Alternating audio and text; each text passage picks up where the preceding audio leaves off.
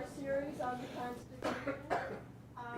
I assume you've all either seen a version of this, a brochure or something. If you know someone who needs to know about it, there are more brochures over there. I'm Linda Hansen. I'm the spokesperson for the League of Women Voters. And once we get this started, I may run into people to get more chairs in here.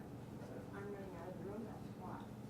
But I want to tell you this program, this series of programs began as part of our discussion for a need in this community for broader civic education as we look at the status of our governing bodies at this point. And some of you know that the League has been working on redistricting for the last couple of years. In fact, if you'd like to pick up one of these brochures over there, you may. We have been doing a lot of meeting, and the kinds of questions that have come up really prompted us to think that we needed to do something for broader civic education. So last fall, Nicole volunteered to put together a program for us, and it looks fabulous. If you are thinking about the whole series, the subsequent meetings will all be on Thursdays, and there will be downtown at the Ivy Tech building, the Patterson block, on the 3rd floor in the ballroom. So if you've not been in the Patterson building, you've got a chance to go there too. But Thursday evenings, and they are at 7 p.m. They're all listed, topics, everything, on the brochure, or anyone has a place to put up one of these little posters. I will give you one, gladly. At this point, I would like to introduce Nicole Etchison. She is the Alexander Bracken Professor of History at Ball State, and she is also our Voter Services Coordinator for the League of Women Voters. And she is going to introduce Stuart.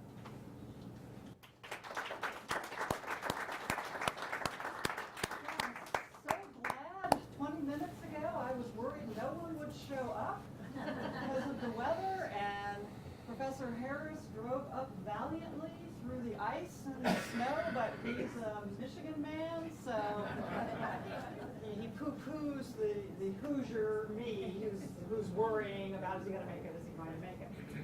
Well, we're delighted he could be here with us. He teaches constitutional law at the Duncan School of Law at Lincoln Memorial University in Knoxville, Tennessee, and he tells me he has just been appointed Associate Director of the Abraham Lincoln Institute for Leadership. That's the shortened title. That's as much as I can remember.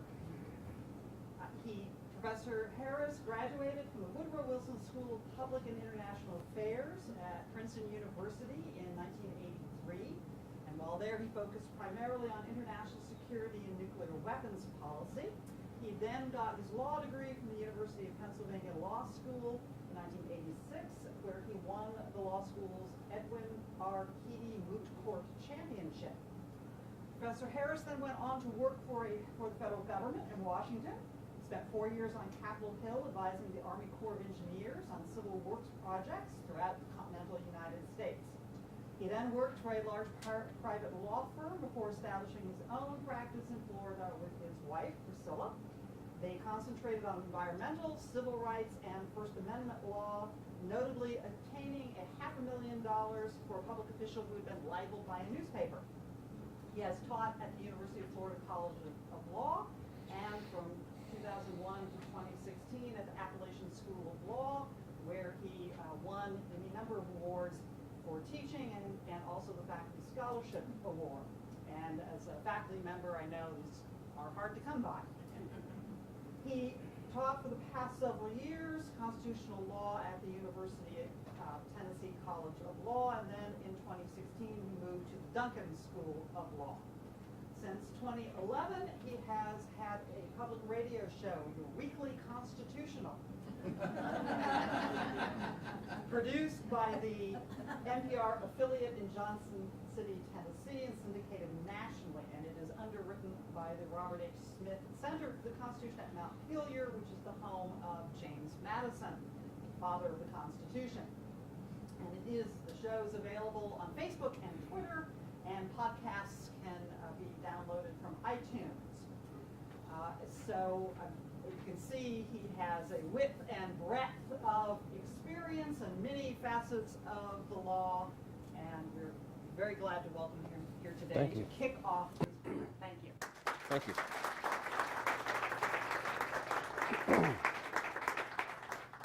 A little bit too much width, I'm afraid, of late. Thank you very much. I'm very, very pleased to be here. I'm a big fan of the League of Women Voters. I'm a big fan of women generally. In fact, my mother is a woman, as is my sister, Stacey Harris, here some of you may know, sitting next to her husband, Dan, who's a professor here at Ball State. He is not a woman, but he also is very fond of them. I'll leave it to your imagination.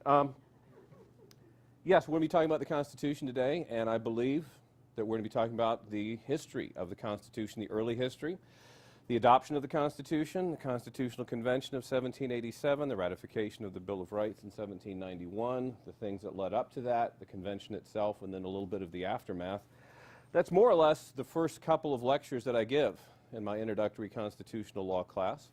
I've been told to go 30 or 40 minutes and then to leave plenty of time for questions and answers. I'm at your disposal until we get kicked out of the room at 3 o'clock, but don't feel like you have to stay the whole time.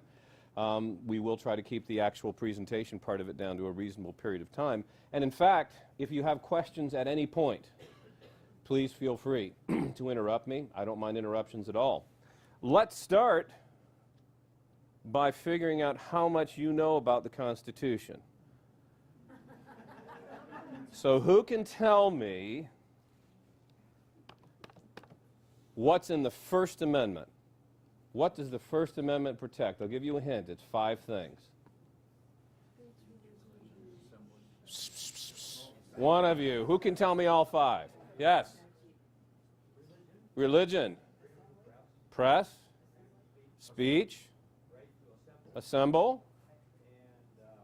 Yeah, that last one's always the hardest.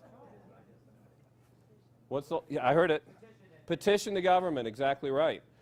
So 5 of our most cherished freedoms in the First Amendment. Okay, let's get a little harder. What's in the Third Amendment? Not you, Dan. What's in the Third Amendment? It's the anti-red coat amendment, highly relevant today. That's why you don't have red coats being housed in your house without your approval. Very important. And here's my favorite. What's in the Seventh Amendment?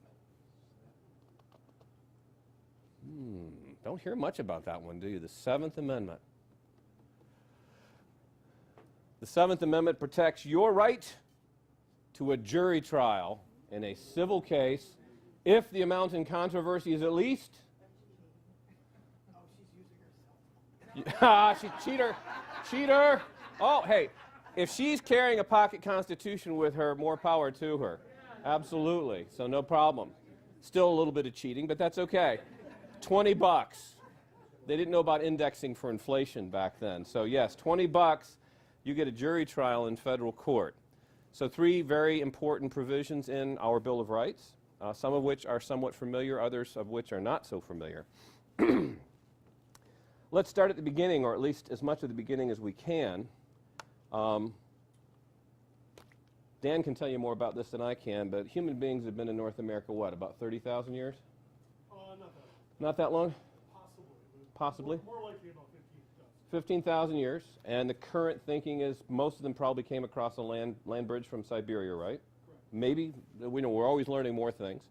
So let's acknowledge the first people who are here, indigenous people that had a civilization of their own, and who first encountered Europeans around the year 1000 when the Vikings came down, and they had their interactions, and then the Vikings left. And then about 500 years later, other Europeans showed up. 1492, Columbus sailed the ocean blue, came over here and enslaved everybody. And also brought with him, unintentionally I'm sure, lots and lots of microbes, which led to one of the biggest holocausts in all of human history, and it reduced the population, what, Dan, like 95% of something like that. We have to estimate, we don't know. Depends on where. But then from roughly 1500 forward, we start seeing European powers coming into this nation. So you had, obviously, the Spanish Empire, mostly to the south of us, but as far north as Florida. You had the French, who were competing with the English in North America. Eventually, the British kicked them out. And you had people coming in from Britain as well. And we'll be focusing mostly on British and British history, but I always give the caveat that it's not because we're claiming that the British or British history are better or more important than anybody else. That's just where most of our constitutional history comes from. So let's acknowledge that we had people here from Britain, we had people here from other European countries, of course we had people from Africa here from a very early time. Most of them came from basically, shithole places.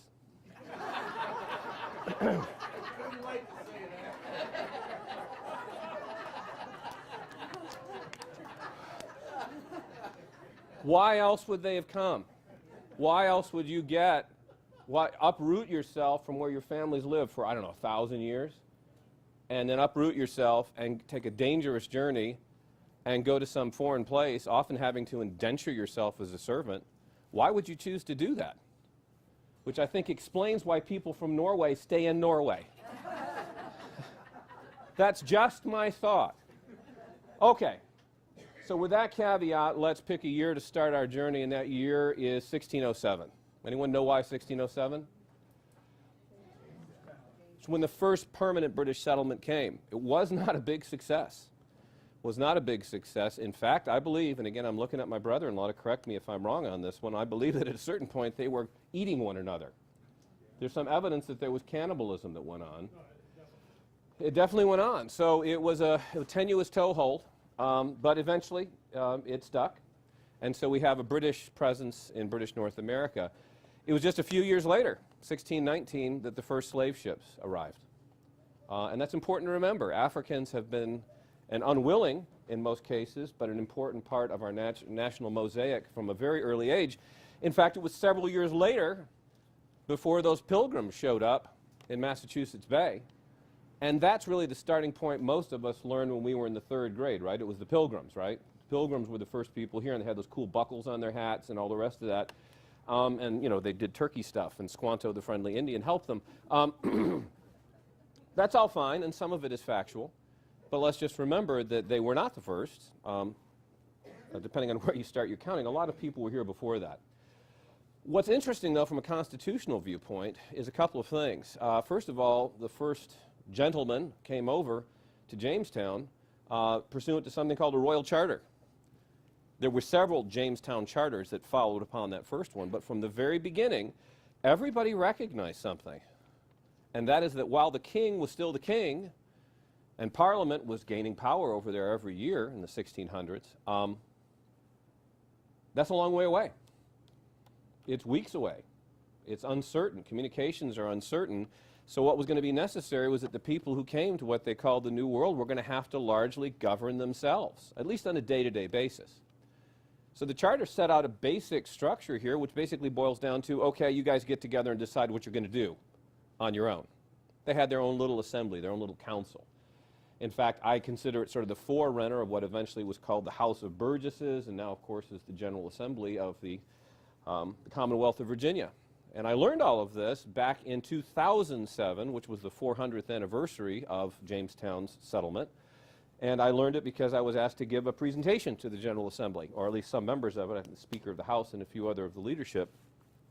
And I told them I think that they are probably therefore the oldest legislative assembly in North America, at least British North America. And of course they like that.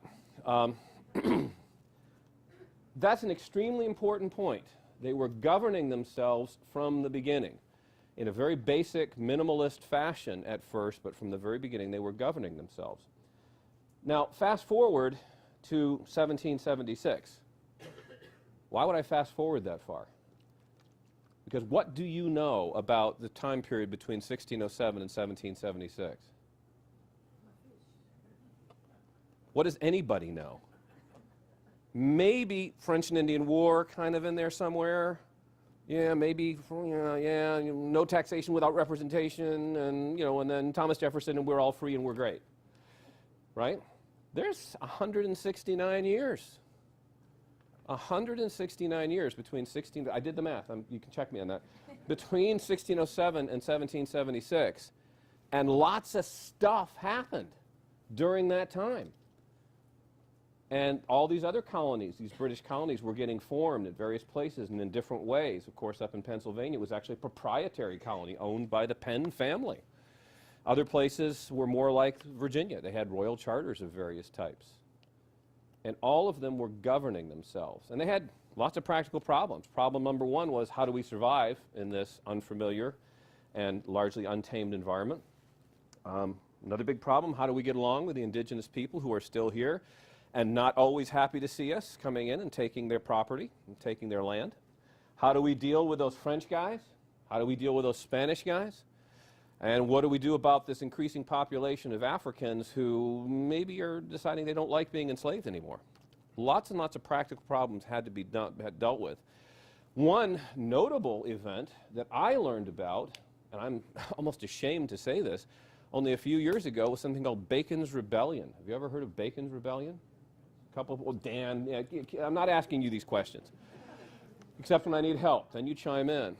Bacon's Rebellion was coincidentally exactly 100 years before our own revolution. It was in 1676, and it was centered on Jamestown, the very place where it all started.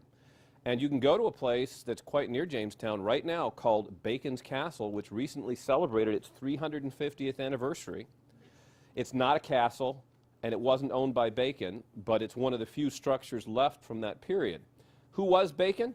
Bacon was a guy named Nathaniel Bacon. He was sort of a rogue, a man of spotty reputation. He was not part of the planter class. He was white, but he was not part of the elite. There was an elite planter class. They're not going to do the hard work. Who did the hard work? Slaves. Two groups of people, really. It was slaves and it was indentured servants. And as you know, indentured servitude was essentially a form of short-term white slavery. I'm not equating the two institutions. I'm simply saying that's a shorthand way of thinking about it. Poor British guys, typically guys, were brought over under a contract called an indenture, and basically, work 7 years, do what we tell you, and at the end of that time, you too can have your acreage and start building your future in the new world. And people did that. Well, what was interesting about Bacon's Rebellion was that it was essentially a coming together of all the people on the bottom of society. White, black, even some Native Americans, I think, mixed in there. And what did they want? They wanted to upend the entire social order. How were they going to do this? They went from plantation to plantation and burned them to the ground. And then they went to Jamestown and burned it to the ground, except for one building, the tavern.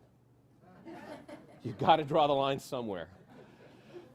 This was a big deal. I mean, this was a rebellion. It was a revolt, and it was aimed basically at upending the entire structure of slave-owning society. And making common cause were white people who were being treated, at least in the short term, like slaves, and black people who were going to be treated increasingly permanently. Now, there's a whole development there, and there's a lot of good scholarship getting done in the early history of slavery now, but it was not a static institution. In fact, early on, some black Africans were treated almost like indentured servants, and they were actually set free, and then some of them, in turn, had slaves of their own. Small group, not a big focus, but it was an institution that was evolving. But Bacon's Rebellion, at least the people at Bacon's Castle were telling me, was a moment when maybe indentured servitude really started to lose its appeal. Because when an indentured servant runs off, it's hard to find him because he looks like everybody else. He's a white guy. He goes up to Philadelphia or Boston or New York and he blends in. You can't get him back. And moreover, he's got ideas. He has this crazy idea that he's equal to the plantation owners. So maybe Bacon's Rebellion was part of a gradual shift away from indentured servitude and those troublesome white guys and more toward lifetime slavery based upon race, because it's easier to spot black people in a white society. and it's also easier to demonize them. It's much easier to demonize people and build up a mythology that justifies treating people as slaves. Slavery was getting a bad name at this time in the world. How can you enslave people? Well, turn them into something less than people, subhumans, and invent yourself a mythology that it's a benign institution because these benighted black people need European guidance and protection. So lots of interesting things happened during this 169-year period. Not all of them bad. I don't want to overemphasize the bad parts. The good part was that people were starting to form governments, and they were, at least under royal governors, starting to exercise some independence, especially in their legislatures. The judges tended to be also appointed by royalty. And so that's really sort of the dynamic that developed over that 169-year period. As these colonists started to develop their American identity, that was typically the flashpoint. It would be the legislature on one side representing local interests, and the governor and the judges representing the royal interests or the parliamentary interests. That's why there was pushback from the legislature, and that's why there was pushback within the judicial system based upon juries, because juries would not always do what the royal judges wanted them to do. And the whole concept of jury nullification and juries refusing to convict people accused of things like treason or sedition or whatever, or libel, seditious libel, those sorts of things became flashpoints as well. The Peter Zenger trial was a very famous trial that happened, help me out here, Dan, was that in the 1730s, I think it was? 1730s, where Zenger was accused of seditious libel. That was of saying things about the local governor. It was New York, right? Yes. It was New York. Saying things about the governor didn't like. And so he was put on trial. Criminal seditious libel, treason. And the jury refused to convict. This was an important moment in the history of our nation, or our incipient nation. Okay. Things come to a head between the French on the one side, the British on the other. This is in the 1750s. It is being started, arguably, at least the local spark that set the thing off was by a fellow you've heard of named George Washington, who was, quite frankly, a terrible general. For most of his career, he eventually figured things out and ended up winning the Revolution, but there was a long time when all he did was lose battles. And he started out by losing at a place called, or near a place called Pittsburgh, by building a fort called Necessity at the bottom of a low area surrounded by forest, and the French got up in the trees and shot down at him. And then the rains came and they got flooded out, and eventually George said, "We give up." You would think that would have been the beginning and end of his military career, but he's apparently quite brave and quite lucky. He came back with lots of holes in his coat where the bullets had gone through, so he's a hero. Okay, George, great. Another guy you've probably heard of, who was himself an indentured servant, was even older than George. In fact, he was somebody I don't call a founding father. I realize it's sexist, ladies. I'm sorry. It was mostly guys. I'm sorry. Who were prominent in this era. Our founding grandfather, a fellow you've heard of named Benjamin Franklin. He was actually born in 1709. He was an amazing character. He was so brilliant that he was admitted to Harvard College. But as the son of a candle maker, he didn't have enough money to go, and so instead he was indentured to his older brother James. And Benjamin Franklin ran away. He didn't like being beaten. He didn't like having his submissions to the newspaper rejected simply because he was who he was. In fact, he used a pseudonym early in his career to get past his brother James and to publish things in James's newspaper. Anyone heard of Silence Dogood? He called himself Silence Dogood and wrote a bunch of articles pretending to be this matron who had a gentle wit and observations about the human condition, and it was extremely popular. And when James found out it was Ben, he beat him again. And so Ben left. Ben got in a boat and went south from Boston down to the next big city, New York. He's going to use his printing skills. Incidentally, by the way, Benjamin Franklin, when you think of Benjamin Franklin, you're not exactly thinking sexy, are you? I mean, look at the pictures, right? Exactly. When he was young, he had hair, He was big, tall guy, big, broad shoulders, liked to swim. I mean, who has a better body than a swimmer, right? And he was a swimmer. He was a stud muffin. So he's on this boat, but he's also a thinking stud muffin. He's not just an athlete, all the rest of it. He's a thinking guy. And one of the things he thought about was vegetarianism. And he decided he's going to be a vegetarian because, you know, it's not right to eat animals, right? Then he gets on this boat and he's heading down to New York, and they're becalmed. What do? You wait for the wind. And in the meantime, you're hungry. What do? You drop lines overboard, you pull up some fish, and Franklin noticed that every time they'd cut open a big fish, there were small fish in its belly. If it's good enough for them, it's good enough for me. So vegetarianism, he's a very practical thinker as well. He gets down to New York. The printing business is full. There's no opportunity for him there, so he decides I'll go to the bigger city, Philadelphia, which was then bigger than New York. How do you get to Philadelphia from New York? Well, you walk. So he walked across New Jersey. He paid somebody to row him across the Delaware River. He learned his first lesson in economics, at least the story goes, by showing up and asking for 2 pennies worth of bread in Philadelphia. And instead of getting a little roll, he got 2 big loaves, and the story goes he's walking down the street too embarrassed to return the loaves, and a young woman sees him and laughs at him, and he ends up marrying her. Okay? Probably mostly true. He becomes, after a few years, and I'm skipping over a heck of a lot of stuff here, the leading citizen of Philadelphia. At the age of 42, he is such a successful printer, he's able to effectively retire. He keeps his interest in his printing business. But his partners basically just send him a check every month. So at that age, he's more or less independent. And then he devotes himself to his real passion, and he decides to become the leading scientist of the 18th century. Did you know that? At least in the European world, okay? And I don't know exactly what was going on over in China or India, okay? But at least in the European world that he was part of, he was probably the most prominent, most generally acknowledged scientist. He invented all sorts of cool stuff. Some of you are wearing bifocals today. Thank you, Ben. Franklin stoves, lightning rods. The list goes on and on. Did you know he invented a musical instrument? It's called the glass harmonica.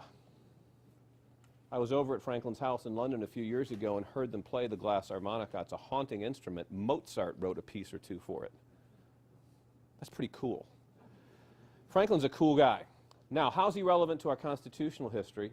Well, he was so cool and he was so well liked that when the Penn family and Pennsylvania were butting heads, the people of Pennsylvania, of their General Assembly, asked Franklin to go and be their agent to work things out over in Britain. They did this because they had already asked him once to represent them at a council of many of the colonies in the Northeast. This was in 1754, and he was sent up to a place called Albany for something that came to be known as the Albany Conference, and it was a bunch of states from mostly the Northeast and the Middle Atlantic region that were getting together to talk about their common interests and especially how they were going to deal with the indigenous population, notably the Iroquois Nation, which was a very powerful amalgamation of a number of local groups. And the story goes, though historians will quibble over this, that while Franklin was up there, he was so impressed by the unified strength of the Iroquois that he proposed a union of the colonies. And he did propose a union of the colonies. And he proposed a relatively strong executive, a legislative branch, lots of features that would eventually, 33 years later, make their way into our Constitution. Franklin, by himself, came up with at least a sketch out of many of the same ideas that would make their way into our Constitution 30 years later. And it went nowhere because it would require the colonies to give up some of their power, and it would require the crown to give up too much of its power, and so nobody liked it. He put it on a shelf. But it became relevant later. He spent the 1750s, late 1750s, and pretty much all the 1760s, even into the early 1770s, not in the United States or North American colonies, but in London, trying to patch together the empire that he still felt himself part of. He grew up and considered himself an Englishman, just as George Washington did, just as most people in the British North American colonies did, and he spent that time trying to patch over the differences. It went nowhere. Eventually he left in tears. It was a divorce. In 1774, he came back across the Atlantic Ocean, and when he stepped off in Philadelphia, he was an American revolutionary. You know about the Revolution. I'm not going to spend a lot of time on it. Very important. No taxation without representation. Down with the British. We win. Yay, Yorktown, George Washington. Tremendous. From our perspective, what's relevant and important is how did this new nation govern itself? It's one thing to be independent, but how do you govern yourself? Anyone know what our first quote-unquote Constitution was? Articles of Confederation. You know who wrote them? That's Ben Franklin. Or at least he tried to bring some of his ideas that had been in the Albany Plan into the mix. He was one of the moving forces in getting these articles adopted. By 1781, I think it was, when the war was almost over, finally the Second Continental Congress became the Confederation Congress and governed itself under what was effectively a treaty between 13 new sovereign nations. It was kind of like NATO.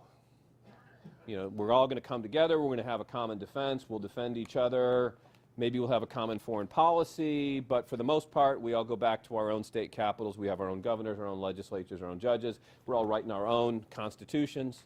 There's a lot of constitution writing going on at the state level at this time. By the way, John Adams wrote the Massachusetts state constitution, and supposedly it's still in effect today. The oldest state constitution still in effect. Now, it's been amended pretty extensively, so I think that's a bit of a tenuous claim. But that was what was going on at this time. The states are writing their own constitutions. They are the centers of power. And again, the historians will argue this back and forth. I've spoken to people on a lot of sides of this issue. But the general narrative that most of the time I hear, and it probably I think is probably true, is that the 1780s were essentially a pretty bad time for us. Pretty bad time here in British North America for a variety of reasons. First of all, we're recovering from this war. Secondly, the economy's in chaos. Third, every state is in debt, and none of the states are really able to pay off their debts. I mean, they borrowed lots of money. The Congress borrowed lots of money. That's what Franklin, that's what later Jefferson, that's what John Adams were over in Britain, in France and the Netherlands doing, is trying to borrow money to run this revolution, and now we're not able to pay it back. Okay, we need our economy to develop so we can do this, but there was no central taxing authority under the Articles of Confederation. How does this new confederation get any money? It begs the states for it. Guess how willing the states were, right? Yeah, exactly. I mean, even a state that might be willing to contribute its fair share is not going to do so if nobody else is doing it. So there's no money coming into the central government. In fact, central government? Where is the central government? There's no capital city. The first thing a foreign nation had to do if it wanted to come over and send an ambassador over to this new United States of America is find the government. So we had no respect internationally. There were all sorts of problems. We were basically being bullied on the high seas. Can't borrow any money. Not cooperating economically. In fact, individual states are raising trade barriers to help themselves. Well, what happens when everybody raises trade barriers? There's no interstate trade, or not nearly as much as there should be. So the economy's in the toilet. George Washington goes back to his fig and vine at Mount Vernon, and after he puts things in order there, he goes on a solo journey on horseback to survey some of the western lands that he was given years and years previously for his service during the French and Indian War. And he comes up with what Joel Achenbach in a book about 10 years ago called his grand idea, and his grand idea, Washington's, was to canalize the Potomac River so that it would be an east-west highway, because at that point he saw the western parts of the colonies as being the parts, or the new states, as being the parts that had a separate culture, a separate identity, and might be more inclined to have a western orientation toward the Ohio and Mississippi rivers rather than toward the East Coast. So how do we tie them together? We're going to have a highway, and the highways of the late 18th century were canals. To this day, you can go and see some of the canal works that Washington's company built on the lower Potomac. if you go along the towpath or if you go along the lower Potomac and there's parks there and there are running paths there, you can see these things. But the scheme ground to a halt because not only did the two most relevant states have to agree on this scheme, that would be Maryland and Virginia, and they did at a famous conference in 1785 at Mount Vernon called the Mount Vernon Conference, but then they essentially had to get a unanimous support from the rest of the states under the Articles before they could go very much further, and that was not forthcoming. Why? Because why would New York want to have a canal built on the Potomac when it was going to build a canal in upstate New York? And eventually it did, and that's the point at which New York became our greatest city and our greatest trade center. So not a lot of cooperation. Bad years. Typically, what people saw as the single biggest problem under the Articles was the lack of a central authority to regulate commerce. It was commerce and the regulation of commerce that was the primary reason that people said we have got to do something about these Articles of Confederation. Enter a young, inexperienced, unimpressive-looking genius named James Madison. He's not played much of a role in the Revolution. He tried to join the Virginia militia. He started throwing up and had to go home. It is what it is. But he was a great thinker and turns out to be a remarkable practical politician as well. So he gets together with his new bud, who was in many ways the polar opposite of him, a guy who came from nothing, a guy who was a self-made man, a guy who was extremely confident, extremely good-looking, a ladies' man. The only thing he shared with Madison was that he was only about 5.5 feet tall, proving once and for all that the best constitutional scholars are short guys. Madison and Hamilton get together, and they call a conference in 1786 in one of the major cities, a port city, Annapolis, Maryland. Nobody comes. I think 5 states might have sent delegations. Who cares what James Madison wants? Alexander Hamilton, a bit better known, but he's another young whippersnapper. Who are these guys? So a failure in 1786. Except I always say when Hamilton and Madison get in a room together, stuff happens. They said, we got to have another convention. We got to get this done. Let's go to the biggest town. We're going to go to Philadelphia, and let's get the biggest rock star we can. I mean, that's how you get people to come to a party, right? I mean, you have food, you have booze, you have music, but then you have Beyonce show up, and everybody wants to come, right? Well, who was the Beyonce of the late 18th century? George Washington. Everybody wants George's autograph. They want the photo op. Madison and Hamilton, both of whom know him. Madison as a relatively close neighbor and a member of the Virginia planter class, knows Washington. Hamilton knows him because Hamilton's the closest thing to a son Washington's ever had. They got very close during the Revolution. They were at Valley Forge together. They both saw how superior the British Army was and the British system of government was. It was much more centralized, much more powerful. Hamilton was the guy literally writing the letters on Washington's behalf to the state saying, please send us those supplies you said you would send us. They knew just how weak we were under the Articles of Confederation. So they had a common vision. And so Hamilton and Madison put the pressure on George. He doesn't want to do it. He wants to stay home. He's sick and tired of this stuff. Finally, George says, okay, that's the moment at which things start coming together. He has been called the one indispensable man of the founding era. The more I read about him, the more I learn about him, I think maybe that's right. I would say Madison's a close second. I would not say that about Thomas Jefferson. Declaration important, Constitution a little more important. I'm biased. So this is what happens. And so as of May of 1787, let's try this all again. Washington leaves from Mount Vernon to go up to Philadelphia, and it's a grand procession. It's publicized where he's going to be and the route he's going to be on. Every town he comes into, they want to have a welcome for him. It's a celebration. There's practically a parade every place he goes. Washington realizes this. He's always very image conscious. So he's going to show up on his big horse every time, right? Problem. What is the one physical problem that George Washington has had since a young man that's making it increasingly difficult for him to ride? They used to call it piles. George had been suffering from hemorrhoids for a long time, so he would come in on his carriage a mile out of town. He'd get off, get on his horse, ride in. Hi, I'm George. Then he'd get back and get in his carriage. So he is a rock star. They do show up. Madison and Washington walk into what's called the Pennsylvania State House. We now call it Independence Hall. They walk in May of 1787, and nobody's there. Almost nobody. The guys from Philadelphia are there, Pennsylvania, mostly from Philadelphia area, people from Delaware down the road, but almost nobody else. Can you imagine being James Madison? You've cajoled Washington into coming to this thing.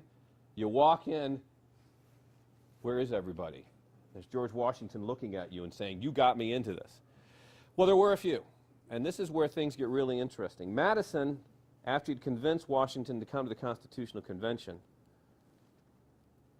had done something that many people are not aware of, but it's perhaps one of the most important moments in American constitutional history. He went home. Anybody been to Montpelier? Cool place, isn't it? Have you been there recently since they redid the second floor library? Okay, you need to go back then. The second floor library is where Madison went for the winter of 1786 to 1787, and he read, and he thought, and he applied his mind to answering the basic question, why has basically every republic and democratic government in history failed? And how can I fix it? Philadelphia was the cradle of our Constitution. I call the second floor library at Montpelier, which you can visit, the womb. That's where it was conceived. Madison conceived it. Now, he's not a great original thinker. He is a great synthesizer of other people's ideas. And though we could talk all day about all the ideas and all the books that he read, the one that I typically will mention is by a fellow named Montesquieu. Yeah, those French guys. They don't just eat frogs and cheese. They come up with some good ideas now and then. And one of them, who knows what Montesquieu's big idea was? Laws. Laws are important. Let me ask you the question slightly differently. What are the three functions of government? There we go. You got it. Okay, good. Very good. What are the three basic powers of government, or the three basic things any government has to do? What do you have to do first? You have to make the rules, right? Legislation. Once you made the rules, what do you have to do? Got to execute them. And finally, when disputes arise, you got to adjudicate them. Now, traditionally, in the British system, the king had all three of those powers together. But Madison said famously, the very definition of tyranny is all those powers in one person's hands. So what are we going to do? In our country, we're going to take those three powers, we're going to have three different branches of government, co-equal branches, and we have them run by different people, so no one person can become a tyrant. Now, that's not an efficient system of government, is it? Okay? It's the very definition of inefficiency. But basically, Madison said, you got a choice between efficiency and tyranny on one side, and inefficiency and freedom on the other. And he chose inefficiency and freedom. Freedom systemically built in. Oh, on top of that, of course, the Constitution also kept the individual states, which are separate centers of power. I'm imagining there are a few people in the room who are a little bit upset with our president right now. Just a few, and I'm not taking sides. If you're in that camp, do you take some comfort from the fact that there are other branches of the national government, maybe especially the federal judiciary, and that there are a bunch of states, some of which, notably California, are counterweights? Now, if you think the opposite, then you find that frustrating and difficult. But that's the system that Madison designed, setting the government against itself. There were lots and lots of debates that summer. There were the debates between small states and big states. Madison wanted proportional representation. The smaller states, like Delaware, wanted equal representation. They compromised. The small states got the Senate with an equal vote. The larger states got proportional representation in the House. There was no great debate over slavery, because I think everybody recognized that if you wanted the southern states as part of this union, that was going to be sacrosanct. In fact, if you look at the Constitution, you will not see the S word anywhere, but you will see lots and lots and lots of oblique language that has the sum total effect of protecting slavery. From the Fugitive Slave Clause to the 3/5 Clause to other more obscure clauses, do you know the one provision in the entire Constitution that could not be amended pursuant to Article 5? Was a provision of the Constitution protecting the slave trade for 20 years. The worst part of an evil institution, arguably, was the slave trade. It certainly was the part that got people's attention. Seeing people pulled off the boat, some of them dead, the others emaciated, and then put up on blocks, and seeing families torn apart. The slave trade was the most evil part, many people thought, and so people were actually talking about banning it, but the slave-owning states said, no, we need 20 more years. Yeah.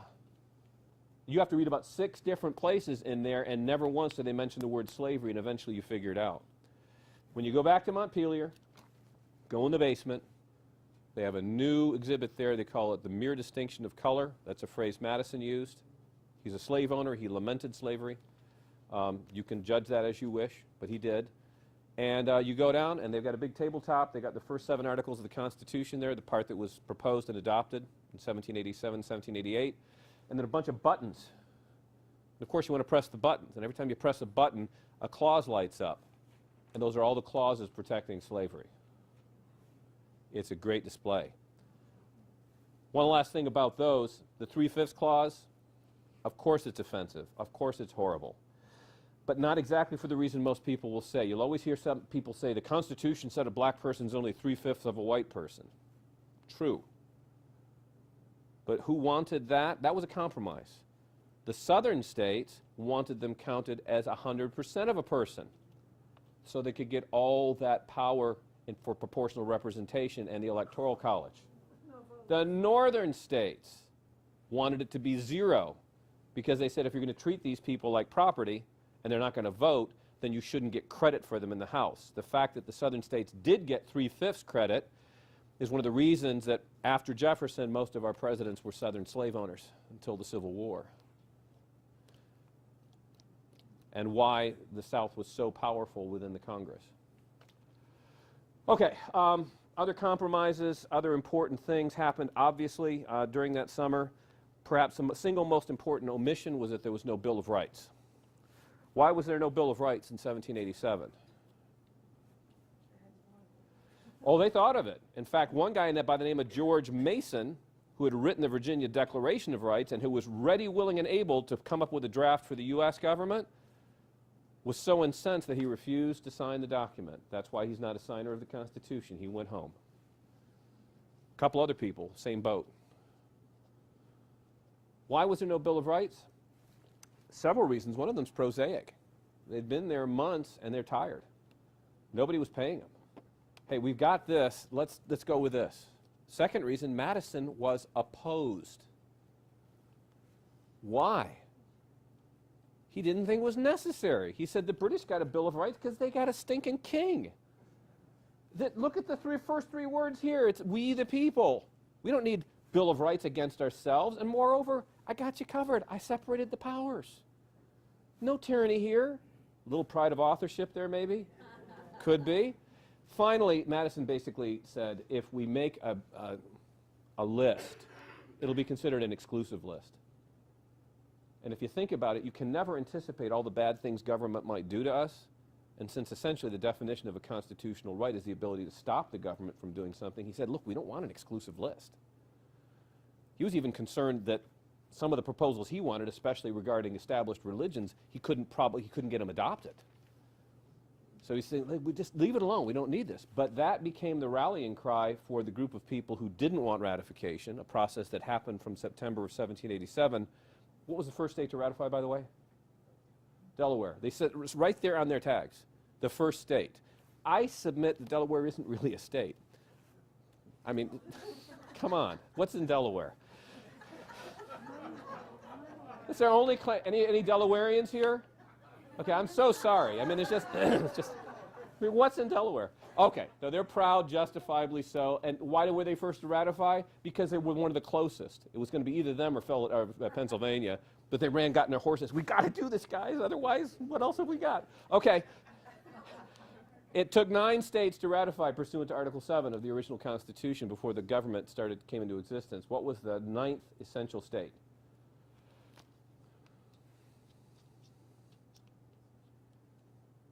It wasn't Virginia and it wasn't New York. No, it was not Massachusetts. It was New Hampshire in June of 1780. But again, who cares? Because when New Hampshire ratifies, neither New York nor Virginia had yet to ratify. They did, both of them, a few weeks later. But everyone was watching them. They were the 2 biggest, most powerful states. And it got pretty close there. It got pretty close. The Virginia ratification debates were some of the most interesting because on one side you got James Madison. On the other side you got, who was the biggest, baddest anti-federalist? Jefferson, he wasn't really involved. He's over in France, he's eating cheese. Okay? He and Sally were getting it on, okay? He was corresponding with James Madison and had some effect. In fact, he actually was suggesting to Madison, you need a Bill of Rights. So he had some indirect effect. But the biggest, baddest anti-federalist was a guy you've heard of in a different context, and you know exactly one thing about, pardon me? No, it's not Aaron Burr. He's a cool guy, but not Aaron Burr. You know exactly one thing about this man, I guarantee you. Give me liberty or give me death. I mean, he just showed up one day, made that speech and died, right? Because that's all we know about him. No, he was a very important force in Virginia politics. He was the governor of Virginia, and he did not like this Constitution. I smell a rat, he said. And he was just hammering Madison over the head. No Bill of Rights, you're trying to pull something over on us. Madison eventually compromises. He says, look, guys, ratify, first order of business, Bill of Rights. And to his credit, he did it. In fact, he took the lead on it because Madison already knew something. If you want to control the outcome of a process, control the inputs. He had done that with the Virginia plan, which really did provide the framework for our Constitution. He did the same thing with the Bill of Rights. They were his Bill of Rights. He proposed 16, Congress passed 12, and we ratified 10. Who ratified it on what date? Who was the last state to ratify the Bill of Rights? The last necessary state. Virginia. I tell you what, early constitutional history, you can basically just go to Virginia and you don't have to leave. Okay? They ratified the Bill of Rights on Bill of Rights Day. We all have parties, right? I do. December 15th, 1791. Okay? It's ratified. If you go to the National Archives, on your left you will see the Declaration of Independence. Almost illegible, faded. They put it in the sun for like 50 years. The biggest thing you'll see on it is the handprint of what I'm sure is a 13-year-old boy with greasy fingers who just stuck his hand on it there. It's really a disappointment. You go in the center, you see the Constitution. It's beautifully, beautifully preserved. I did a whole episode of my radio show on it where I talked to the woman who's in charge of physically preserving it. And she had just, a few years earlier, taken it out of its old encasement and put it into a new high-tech encasement filled with argon.